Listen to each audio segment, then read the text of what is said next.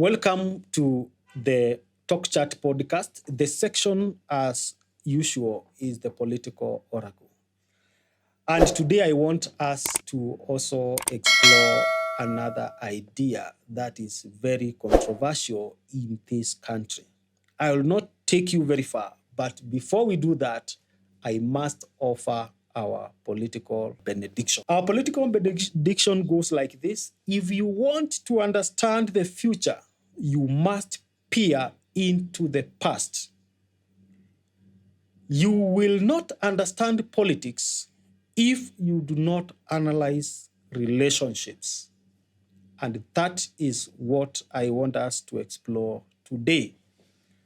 Let me burst the bubble of those who say that President or the former President Uhuru Kenyatta supported Raila in 2022.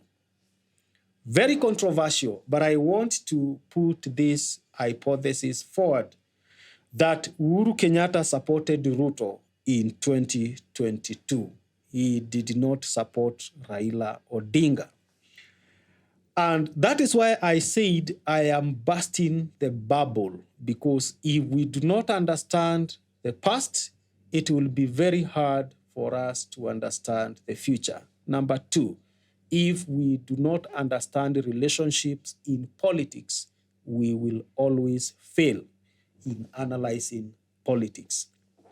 I want you to note that I discovered that immediately Martha Karua joined Raila Odinga as his running mate in 2020 for 2022 presidency.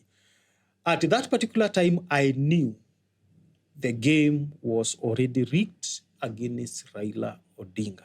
Why? Because I don't think Martha Karua has had a very good relationship with Uhuru Kenyatta. Neither nor did they belong to the same DNA or political DNA. But Raila Odinga and Martha Karua are always people who are hewn from the same stone. Politically, they are relatives.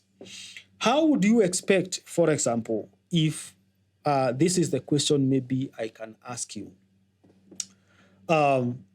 If you know the political CV for Raila Odinga and political CV for Martha Karua, how do you expect, for example, Uhuru Kenyatta, and for example, to add someone else, Gideon Moi, to attend Raila and Martha Karua's political rallies?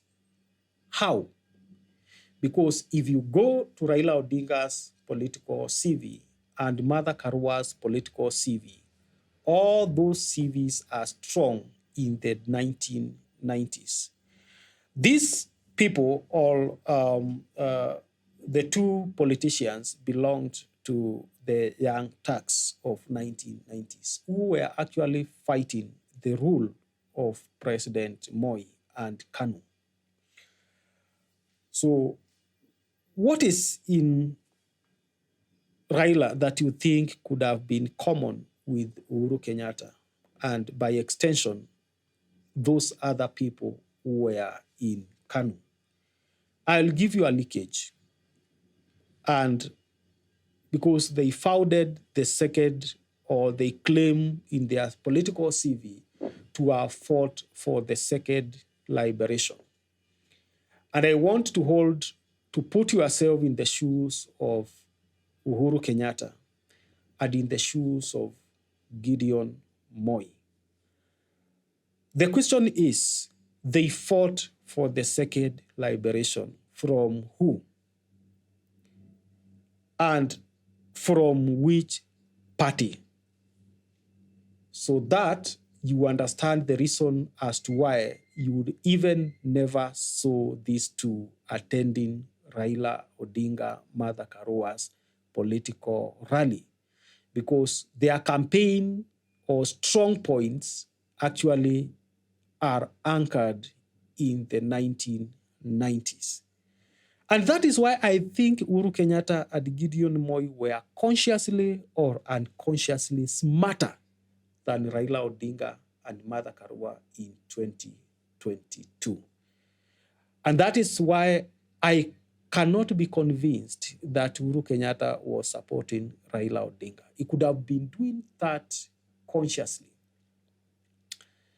But going by Sigmund Freud's theory of unconscious understanding, I think he was supporting William Samoei Ruto.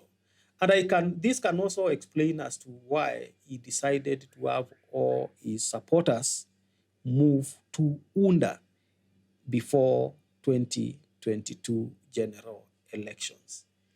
This can explain the reason as to why he was quick even to hand over presidency to William Ruto, even when he had sworn that he was not going to hand over leadership to William Samoei Ruto. And that is the political oracle.